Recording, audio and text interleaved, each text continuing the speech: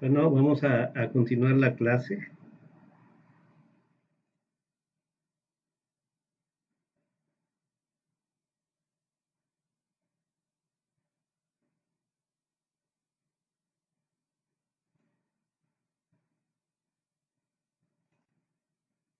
Vamos a adelantar un poco para el viernes. El viernes, yo les aviso, yo creo que no nos vemos porque ustedes tienen examen a las 10, no tiene caso. Nada más les subo la clase para que la chequen. Esta clase es del viernes, entonces eh, ya nos ponemos de acuerdo. Les envío ahí mensaje, pero yo creo que no tiene caso vernos, siendo que ustedes a las 10 tienen examen, pero esta clase va a quedar ahí para que la chequen, yo creo que posteriormente. Entonces, vamos a adelantar, vamos a empezar con el tema 3, que es convección. ¿Se acuerdan que nos brincamos el tema 3? Comentamos que prefería ver primero la parte de conducción, pero aún así ya hemos visto algo de convección. El tema 3.1 dice caso de estudio de transferencia de calor en fluidos. Por supuesto, la transferencia de calor por convección ya vimos que se lleva a cabo en fluidos. La transferencia de calor por convección, ya habíamos comentado que se debe al movimiento del fluido. Dice, el fluido frío adyacente a superficie caliente recibe calor que luego transfiere al resto del fluido mezclándose con él, o sea, debido a ese movimiento. Entre más mezcla o más movimiento haya, más rápido será la transferencia de calor. También habíamos comentado de la convección hidronatural, ocurre cuando el movimiento del fluido no se complementa por agitación mecánica, ¿no? Sino cuando el fluido se agita mecánicamente, el calor se transfiere por convección forzada. Pero cuando la convección es libro natural, ocurre cuando el fluido se mueve por diferencia de densidades. Y ya en un principio, después hay un ejemplo de varios tipos de transferencia con de ejemplo de transferencia dentro del boiler solar, ¿no? Entonces dice, la agitación mecánica puede aplicarse por medio de un agitador, aun cuando en muchas aplicaciones el proceso se introduce circulando los fluidos calientes y fríos a velocidades considerables en lados opuestos de tubos, que son los intercambiadores de calor, ¿no? Y básicamente es por la velocidad a la que van los fluidos dentro de los tubos, se generan turbulencias, los fluidos turbulentos con reinos arriba de 4100. Entonces, la mayor parte de los procesos de transferencia de calor aquí en este tipo de ingenierías son de tipo de convección forzada, pero no usamos un agitador propiamente, sino es principalmente debido a las turbulencias o a los eh, o a los reinos altos, ¿no? Que van dentro de las tuberías. Dice, las convecciones libres y forzadas ocurren a diferentes velocidades. Por supuesto, la última es más rápida y por lo tanto la más común, la forzada, es más rápida. Y cuando queremos velocidades de transferencia altas o queremos transferir en forma rápida calor, pues vamos a preferir que sea de este tipo, ¿no? Dice, finalmente se puede decir que el problema básico en la convección consiste en conocer el valor del coeficiente de película. Ya también lo habíamos hecho porque comúnmente para calcular el flux ahí usamos, ya vimos que la ley de enfriamiento, que es lo que comentábamos, es una temperatura menos una temperatura del fluido, ¿no? Luego le llaman aquí, le ponen infinito. Estas pues se pueden conocer, pero el problema es esta H, Si usamos la Q, que el flujo de calor será A por H, ¿no? E menos T infinito. Entonces,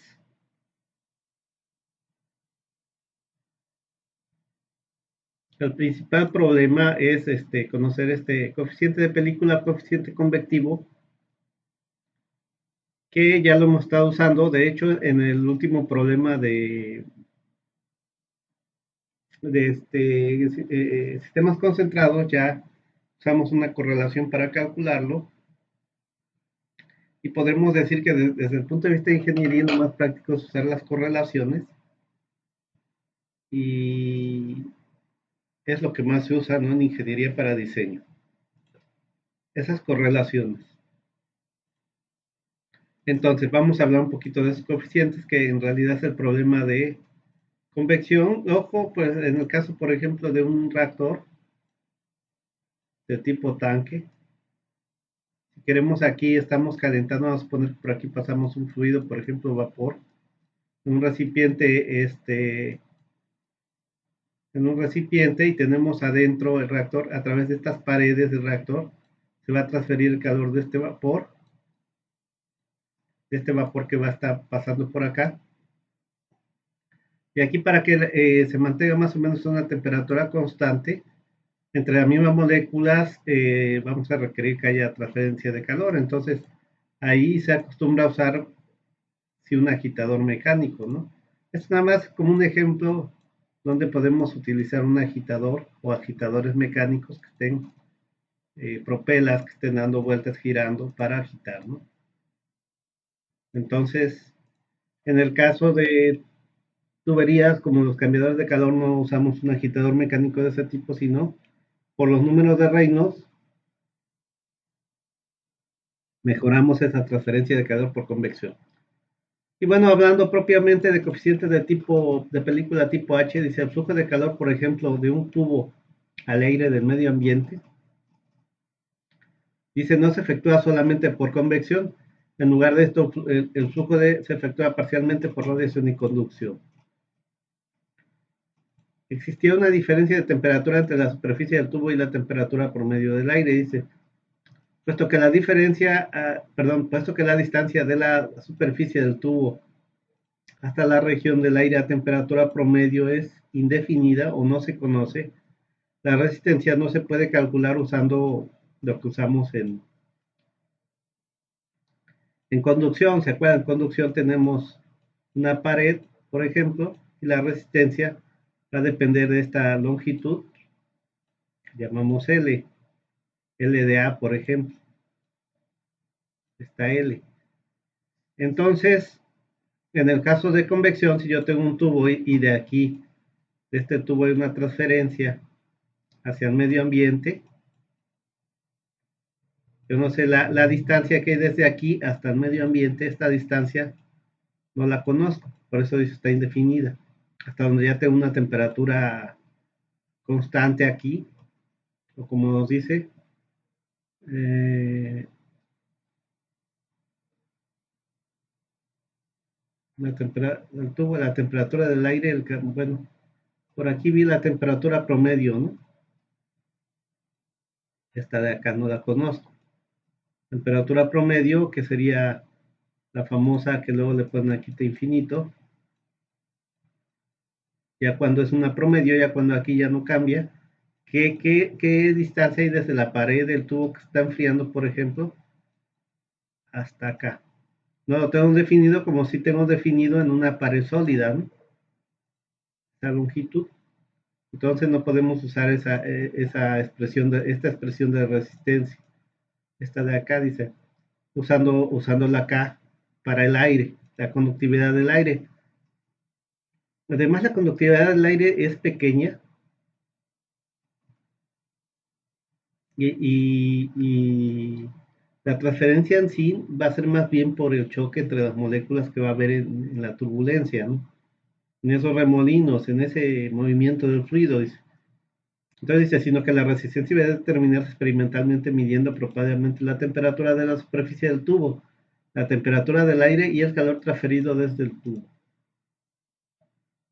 Experimentalmente dice, bueno, de entrada dicen que si yo tengo aquí un cuerpo caliente y luego se enfría, por ejemplo, por poner un ejemplo, a un fluido que puede ser el aire del medio ambiente, aquí lo primero que nos dicen es que aquí la transferencia de calor va a ser por conducción, por radiación y por convección, ¿no? Entonces, ya al tener cualquier cuerpo cierta temperatura va a generar una radiación, por ejemplo, eso se puede ver más con el infrarrojo, pero es muy pequeño. Y también la conductividad de un fluido es muy pequeña, entonces propiamente lo que gobierna es H. Pero al final de cuentas, como de aquí la transferencia que hay aquí se mide experimentalmente y obtenemos un valor H, dentro de este valor H en realidad estaríamos integrando también la conducción eh, y la radiación. O sea, iría incluida dentro de ese coeficiente H, aunque propiamente son muy pequeñas comparadas con la convección. Entonces, en ese valor H, yo no puedo separar las otras, ¿no? O sea, y nada más estar evaluando las transferencias debido a la convección. Por lo tanto, van las tres ahí en ese, cuando yo hago experimentación, simplemente yo mido la transferencia de calor y no estoy diferenciando cuánto de esa transferencia hay de un sólido a un fluido, cuánto de esa es por conducción, cuánto es por radiación, pero sabemos que son muy pequeñas la radiación, a esas temperaturas tan pequeñas es muy pequeña, ¿no? Y la conducción. Por lo tanto, pues propiamente ese coeficiente H será de convección y no lo diferenciamos, ¿no? Si le llamamos simplemente por convección, pero de seguro ese valor tiene una parte de conducción y de radiación, ¿no? Es lo que nos decían aquí arriba, ¿no?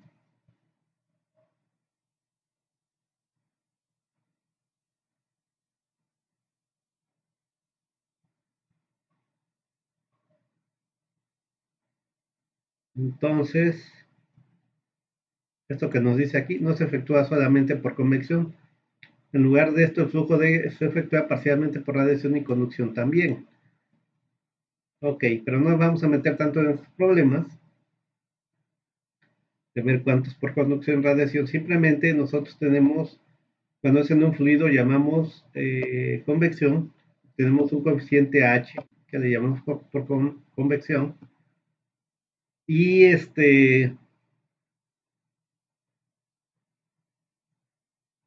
nos dicen que básicamente vamos a obtener esa resistencia o estos valores. La resistencia es simplemente la inversa en convección, es la inversa a la H si estamos usando Q o si estamos usando la otra Q es, aquí meteremos el área, la inversa o sea, 1 entre A por H, el área de transferencia, eso me va a dar la resistencia, ¿no? Y en otras palabras, la resistencia se podemos determinar experimentalmente. En otras palabras, H la podemos determinar experimentalmente. Actualmente, pues quizás nosotros no vayamos a experimentar, sino ya muchos ya han hecho ese trabajo por nosotros y ya hay muchas correlaciones, regresando a lo de las correlaciones, que podemos usar para diferentes geometrías, para tubos, para esferas que se enfrían, para este, placas planas que se enfrían, etcétera, ¿no? Entonces nos dicen que la resistencia es la diferencia de temperatura entre Q, ¿no? El calor. O Q es uno inversa de la resistencia delta T. Y ya habíamos visto esto, conductividad es igual a gradiente sobre resistencia. Haciendo analogía a la ley de Ohm, dice, si se desea LA puede calcularse a partir del valor de RA y sería la longitud de una capa ficticia de conducción equivalente a la resistencia combinada de conducción-convección, libre y radiación. O sea, esa longitud sí la podríamos obtener si ya tenemos estos valores, ¿no? Pero comúnmente no sirve de nada, ¿no? Comúnmente nunca la obtenemos, esa longitud ficticia yo tengo un cuerpo aquí que se está enfriando hacia el medio ambiente hasta una temperatura promedio. Aquí en la pared va a estar una temperatura.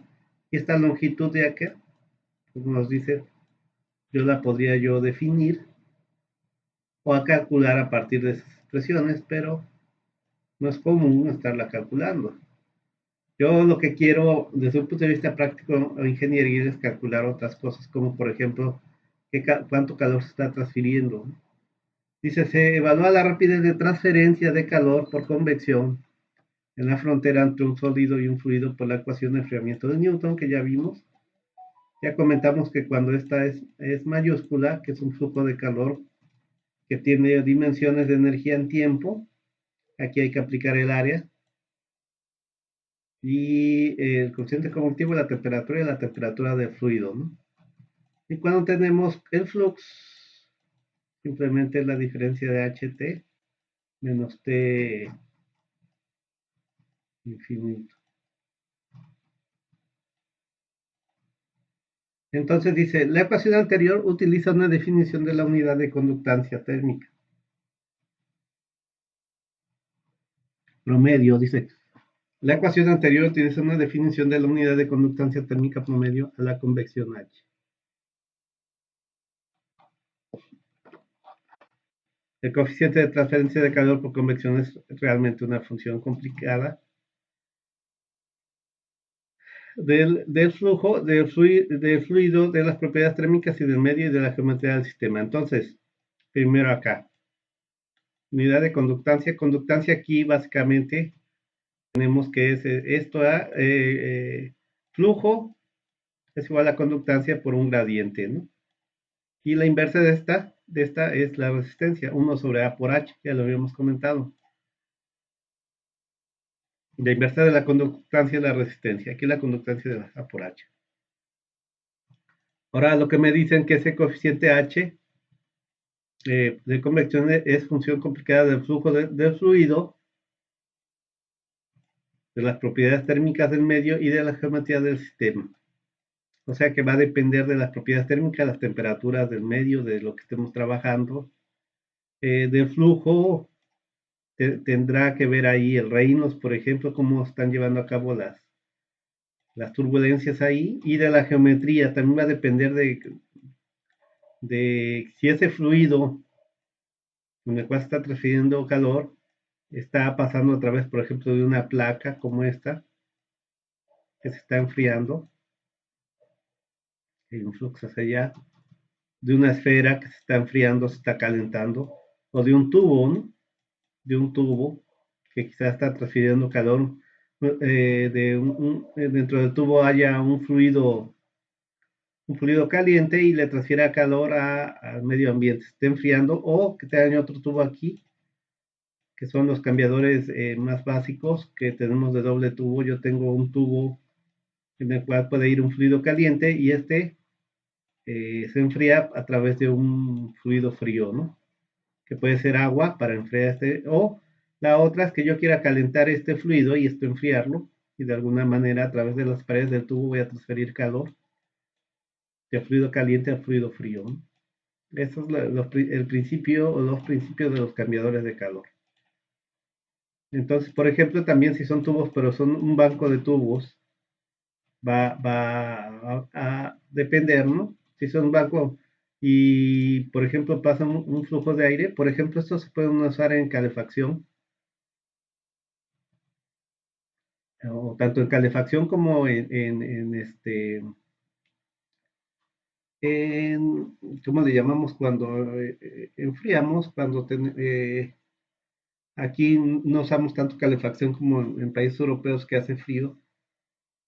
Aquí es lo contrario, ¿no? Lo que queremos es aire acondicionado, ¿no?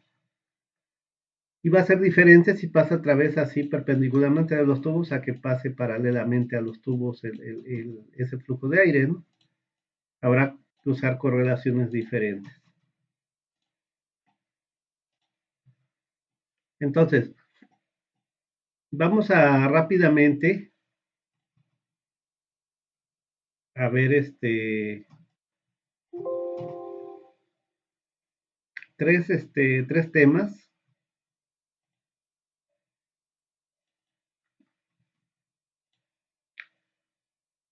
¿Por qué hace esto? Entonces, de transferencia de calor del temario,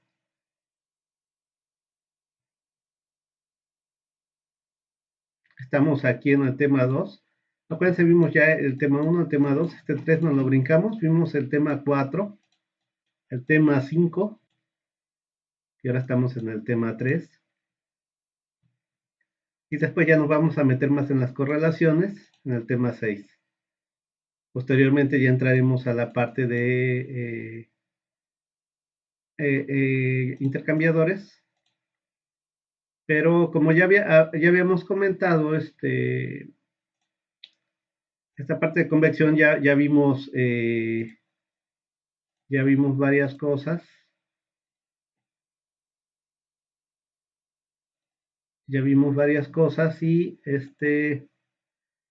y quizás nos vamos un poco más rápido. Entonces, aquí lo que nos dice el tema 3, 2, 3, 3, 3, 3 y 3, 4. 3, 2, 3, 3 y 3, 4, si lo ven, variables adimensionales y ecuaciones asociadas, dice grupos adimensionales y análisis de orden de magnitud, lo vamos a ver ahorita, todos esos temas juntos, o prácticamente van de la mano. Hay temas complejos para encontrar también, hay diferentes formas de encontrar ese coeficiente H, como comentábamos, desde el punto de vista de ingeniería nos vamos por la parte más práctica, que es usar correlaciones, la manera de que podemos llegar a esas correlaciones o también hay maneras de encontrar ese coeficiente a través de expresiones que podemos ir obteniendo. Por ejemplo, el tema de análisis de orden de magnitud, que podemos hacer complejo hasta donde queramos. Quizás por ahí les paso una tesis de doctorado que básicamente aplican todo esto para llegar a unas expresiones. Y aquí, pues, la idea es que tengan solamente esa idea de que es una orden de magnitud, pero por supuesto no nos podemos quedar ahí. Vamos con la parte práctica, que prácticamente cualquier ingeniero va a hacer, ¿no? O sea, prácticamente en ingeniería es lo que vamos a hacer para encontrar ese coeficiente H. Entonces no nos meteremos tanto acá, pero sí lo vamos a mencionar. Comúnmente ya nos podemos meter más en posgrado a esto. Y como les digo, se pueden hacer, hay hasta temas que alcanzan para doctorado de esto. No está mal entonces que les pase una tesis simplemente como referencia, que le echen un ojo ahí, todo el rollo de esa parte. Y entonces, pues vámonos rápido porque el tiempo apremia. Imagínense si quisiéramos ver bien esos temas, aquí nos podemos quedar medio o un tercio del semestre, ¿no? Y lo que nos surge es la parte de ingeniería, la parte de cambiadores, pero sí nos interesa también saber de dónde vienen esas correlaciones, ¿no? Cuando menos, si vamos a usar correlaciones para obtener el coeficiente H, ya comentábamos que por ahí tiene que ver la experimentación y ahora vamos a ver cómo, ¿no? Pues tener una idea de dónde las obtuvieron, ¿no? Entonces viene básicamente, esa parte experimental tiene que ver con el análisis dimensional. Y no sé qué tanto ven el método esto de análisis dimensional. Vamos a checarlo. Es el método de correlacionar cierto número de variables en una sola ecuación, expresando un efecto se conoce como análisis dimensional. ¿Ok? Ciertas ecuaciones, estamos hablando de dimensiones, las dimensiones las conocemos, las primarias o básicas son la longitud, el tiempo, la distancia, la temperatura. A partir de ellas podemos encontrar otras secundarias como la fuerza, la presión, por ejemplo, el área la podemos expresar a partir de las unidades primarias que son la longitud, longitud por longitud, me da L cuadrado, que es una dimensión de área, ¿no? Y, por ejemplo, el volumen también, que es una longitud por al cubo, ¿no? O sea, a partir de estas que son primarias, que son la masa, la longitud, la temperatura, y voy a usar aquí para el tiempo teta para no estarme complicando, puedo generar las otras. Por ejemplo, yo decía fuerza. Fuerza está definido de acuerdo, la unidad de fuerza de acuerdo a la segunda ley de Newton para masa constante, masa por aceleración, ¿no? Cuando la aceleración es g, le llamamos peso, ¿no? Entonces, de forma más general, masa por aceleración, la masa, sí es una unidad primaria, pero la aceleración es una longitud en un tiempo al cuadrado. ¿Ok? Entonces podemos ver que las dimensiones de fuerza por eso son secundarias porque las obtenemos a partir de las primarias, o sea, de la masa en este caso, de la longitud y del tiempo. ¿Ok? Por eso le llamamos, la unidad de fuerza es una, la dimensión de fuerza es una dimensión secundaria, ¿no? Entonces dice, ciertas ecuaciones que describen fenómenos físicos pueden obtenerse racionalmente de leyes básicas derivadas de experimentos. El alcance de las limitaciones del análisis dimensional ha sido resumidos por Langar, quien ¿qué establece Langar? Dice, el análisis dimensional es un método por el que se deduce información acerca de un fenómeno partiendo de la simple premisa de que el fenómeno puede describirse con una ecuación dimensionalmente correcta en ciertas variables. La generalidad del método es tanto su fuerza como su debilidad, dice. Con poco esfuerzo se obtiene una solución parcial bastante aproximada de cualquier problema. Por otro lado, no se obtiene una solución completa ni se revela el mecanismo interior de un fenómeno, empleando únicamente un razonamiento dimensional. O sea, nos da una expresión, pero ese mecanismo interior del fenómeno no se revela. Por eso hay otras metodologías como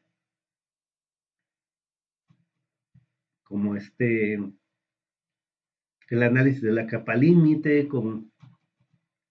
utilizando esto que llamamos el orden de magnitud y todo esto para llegar a expresiones más, desde un punto de vista, para ver cómo es el mecanismo interior físicamente, ¿no?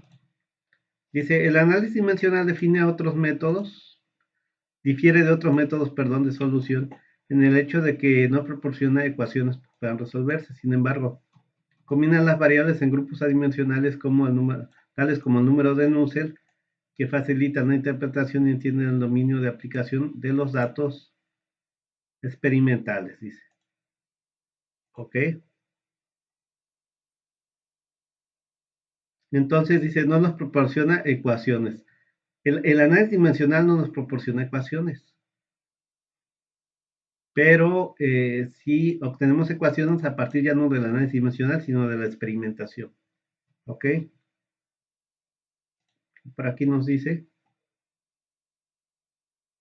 y extienden el dominio de aplicación de los datos experimentales. Dice, en la práctica, los coeficientes de transferencia de calor por convección generalmente se calculan a partir de ecuaciones empíricas obtenidas al relacionar los datos experimentales con la ayuda del análisis dimensional. Ahí es donde está el asunto. El análisis dimensional ayuda a encontrar esas ecuaciones empíricas. No las encuentra, pero sí ayuda a encontrarlas. Ecuaciones empíricas, ¿qué significa? De la experiencia o de la experimentación. Por eso cuando son de la experimentación, quizás no tenemos todas las herramientas para ver el mecanismo interior del fenómeno, ¿no? Como hay ecuaciones que sí tienen un sustento teórico, ¿no? De dónde salen. Estas simplemente salen a partir de ajustar datos. Yo ya les había enseñado a ajustar datos cuando vimos lo de K. que decíamos, tenemos a diferentes temperaturas la conductividad, por ejemplo, del acero, y nosotros, si tenemos datos, ahora Excel te lo hace, ¿no? Podemos buscar una ecuación que ajuste a esos datos. Si yo tengo datos experimentales, yo puedo buscar una ecuación que se ajuste a esos datos. Y de alguna manera, entonces, tengo esa ecuación que es, diríamos, una ecuación empírica, porque si obtuve esos datos experimentales, y obtengo una ecuación a partir de ellos, es una ecuación empírica, pero no estoy partiendo de una teoría, etcétera, para encontrar esa ecuación, ¿no? Aquí adicionalmente nosotros tenemos la ayuda del análisis dimensional, entonces lo que vamos a tratar de entender es cómo lo hacemos, o cómo lo hacen, para no darles nada más una tabla de correlación. Esas ecuaciones que nos dicen, también le llamamos correlaciones, ecuaciones empíricas obtenidas de relacionados. Estas, lo más común decir, la tabla de correlaciones, ¿no? Esas correlaciones me van a dar, como dice, me pueden dar el número de Nusselt, ¿ok? Este número de Nusselt, lo importante es que dentro de él integra el coeficiente H. De hecho, ya lo hicimos,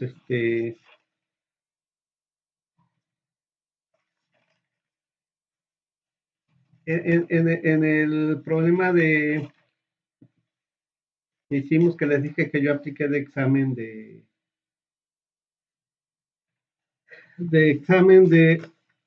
la parte de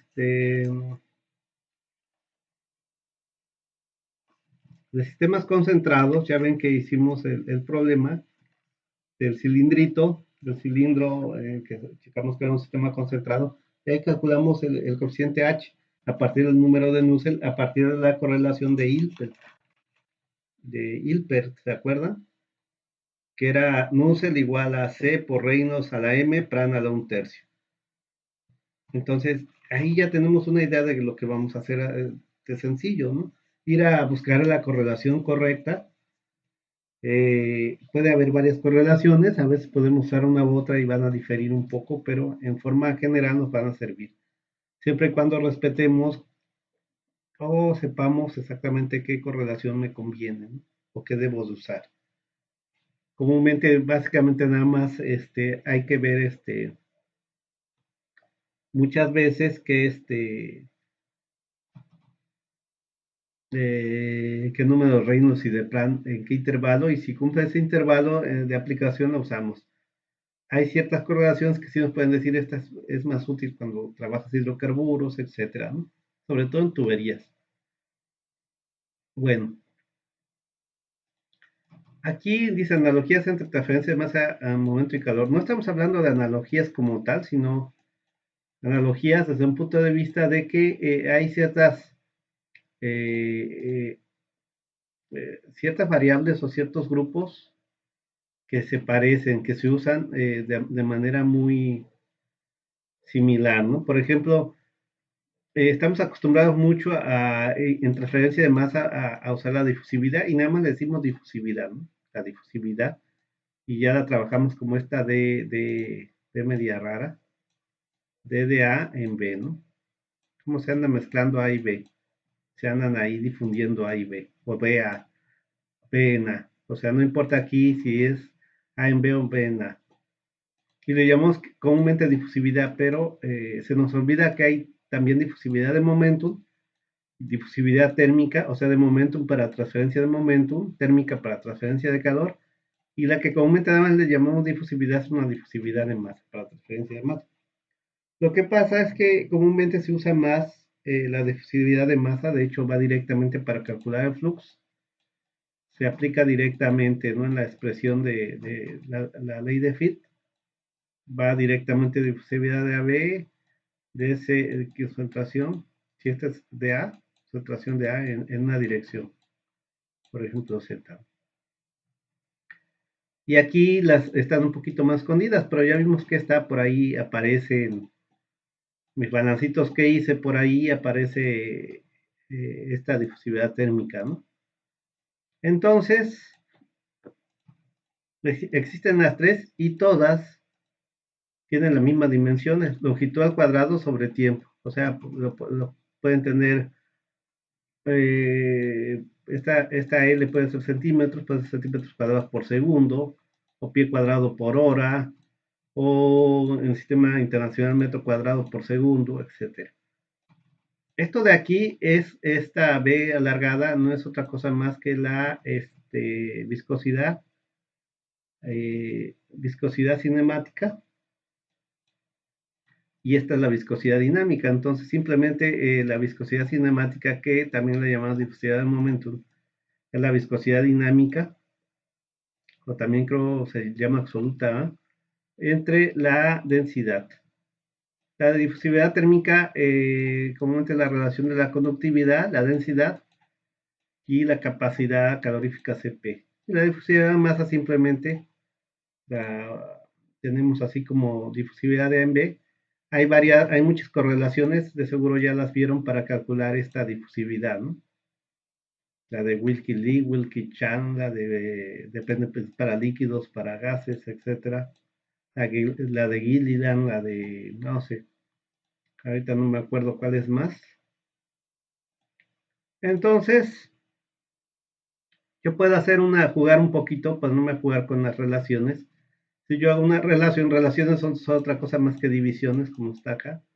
Si yo relaciono difusividad de momento con difusividad térmica, esta de aquí es viscosidad entre densidad y esta es K rho Cp. Se va rho con rho y me queda viscosidad Cp entre K. Y este grupo adimensional se le llama número de Prandtl. Es un grupo adimensional. Cuando yo los relaciono, me quedan grupos adimensionales. Por ejemplo, si divido la difusividad de momento entre difusividad de masa, es lógico que me quedan grupos adimensionales, porque como todos tienen las mismas dimensiones, si yo divido entre estas dimensiones entre estas, se me van a ir, ¿no? Por eso es una forma de encontrar esos grupos, ¿no? Difusividad de momentum, que es esta B entre difusividad de masa, pero esta B es mu entre densidad. Esto de aquí lo puedo poner también así, y ese es el número de Schmidt. También estos dos son muy aplicados aquí en transferencia de calor, por ahí también quizás puedan aparecer en masa. Y si yo hago la relación de difusividad térmica entre difusividad de masa, alfa de AB, pero alfa es K rho Cp de AB, esto es el número de Lewis, que equivale también entre el número de Schmidt y el Prandtl. El número de Schmidt y el Prandtl me da también el número de Lewis, que quizás no se utiliza tanto, ¿no? Utilizamos más el número de Schmidt y el número de Prandtl. Entonces, tenerlos por ahí presentes estos números que los vamos a estar usando. Aparte, tengo esta expresión creo que la obtuve del libro de Altreibas, si no mal recuerdo, creo. Y me gusta mucho porque también aquí aparecen varios grupos adimensionales de transferencia de masa y calor que, aunque momentum también entra, pero comúnmente hay muchas más analogías o similitudes, quizás sea mejor la palabra en este caso, similitudes entre la transferencia de masa y la transferencia de calor. Por ejemplo, hay varios grupos adimensionales que tienen como que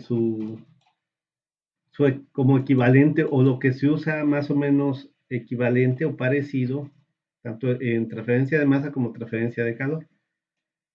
Por ejemplo, esto que en algunos libros le llaman teta, nosotros creo que también le llamamos acá, que es, en este caso, es una concentración para transferencia de masa adimensional, y transferencia de calor ya trabajamos con que es una temperatura dimensional, ¿no?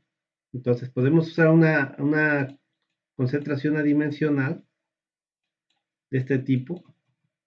CA1 y CA2 son concentraciones que son, podríamos decir, conocidas, que pueden ser fijas, pueden ser constantes. T1, T2 son temperaturas también que pueden ser constantes. Nosotros vimos T1, T2, que en una barra puede ser que de este lado esté a T1 y de este lado esté T2, pueden ser condiciones frontera, ¿no? Y T es una variable que puede ir variando con respecto a una dirección Z. También CA es una variable que puede ir variando en dirección Z, ¿no? Si ven la similitud, el número de Reynolds, ese es igual, ¿no? El número de Reynolds que se utilice en masa y calor también se utiliza. Recordaremos que esta es una longitud característica de la geometría, que lo más común que conocemos es que cuando esta longitud cuando estamos hablando de una tubería, esta longitud es el diámetro, ¿no? Ya habíamos visto estos, un número de Schmidt y de Planck que salieron acá. Y entonces, en el caso de transferencia de masa, utiliza más el número de Schmidt y en el caso de transferencia de calor, utilizamos más el número de Planck. Si nos fijamos, el número de Schmidt, viscosidad, densidad, difusividad de AB, y viscosidad entre densidad, pues la viscosidad cinemática. El plan es Cp mu entre K, o sea, capacidad calorífica, viscosidad dinámica entre conductividad, que equivale a viscosidad cinemática entre esta alfa, que es la difusividad térmica, ¿no? Ya lo vimos arriba. Para eso hicimos esto de acá, ¿no? Aquí está, entra alfa, ¿no? Quedó esto y queda el número de Planck. Entonces, muchas de las correlaciones para calcular el número, el coeficiente H, ya vimos que utilizamos mucho el Nusselt, y ese Nusselt puede ser función de este Reynolds y de Planck. O sea, las ecuaciones que podemos encontrar, correlaciones de Nusselt, van a ser función del Reynolds y del Planck. En calor y en masa, en lugar del Nusselt, ahí va a ser el Sherwood, porque dentro del Sherwood están los coeficientes de transferencia de masa. Aquí el coeficiente de transferencia de calor H, convectivo. En transferencia de masa van a ver que le llaman de diferentes formas a esos coeficientes de transferencia de masa. Y estos van a ser, o sea, el Sherwood va a ser función también del Reynolds, pero en lugar del Pram va a ser del Smith, ¿no? Y van a ser funciones muy parecidas, de hecho.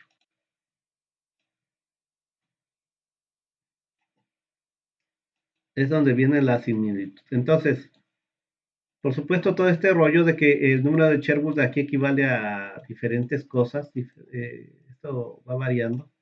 Lo van a ver en transferencia de masa, porque aquí aparece así, aquí aparece así, diferentes coeficientes, ¿ok? Y aquí en transferencia de calor, afortunadamente, pues no es directo, ¿no? No se les H en L en K. Esta L también es característica del... Lo único que tenemos que ver, igual acá, esta longitud de acá, al igual que de este lado, esta longitud de aquí es característica de la geometría. ¿Qué quiere decir? Que depende, esa longitud depende de la geometría del sistema. En el caso, por ejemplo, de tuberías es el diámetro. Esta longitud la cambiamos por el diámetro. Si estamos trabajando en una transferencia de calor dentro del coeficiente dentro de una tubería, será el diámetro interno, y si es por fuera de la tubería será el diámetro externo.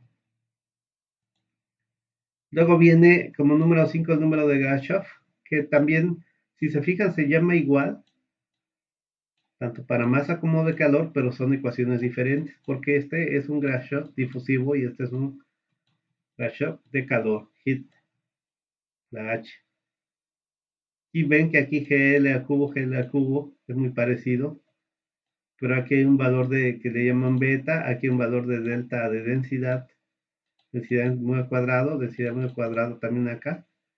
Y aquí divide entre la densidad, o sea, son parecidos, pero no son iguales, ¿no?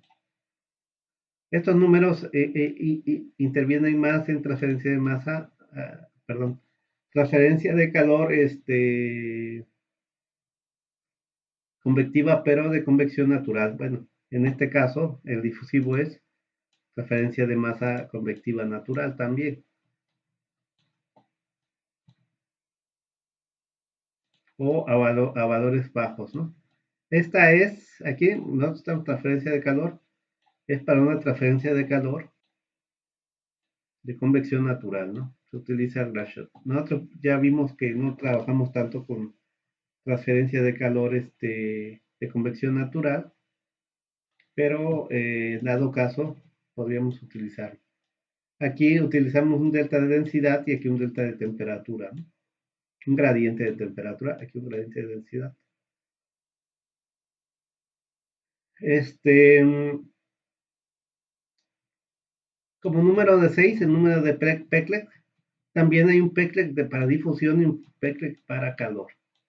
En el caso de difusión, pues ya vimos que en masa utilizan el Schmidt y en calor utilizan el Prandtl, ¿no? Entonces cambiamos simplemente el Schmidt aquí y el Prandtl. Y ya meter esos valores me va a dar longitud, velocidad, difusividad de AB y aquí me va a dar CPL, longitud, velocidad, densidad y K. Y esto de acá, KCPRO, es difusividad térmica, ¿no? Estos tres de acá, lo puedo sustituir por difusividad térmica, y ahora me queda L por B. Entonces, bueno, vamos 46 minutos, creo que es suficiente. Eh, por esta clase vamos a dejarlo ahí, hasta el número de Peclet, ¿no? Y seguimos revisando esta tablita en la siguiente clase.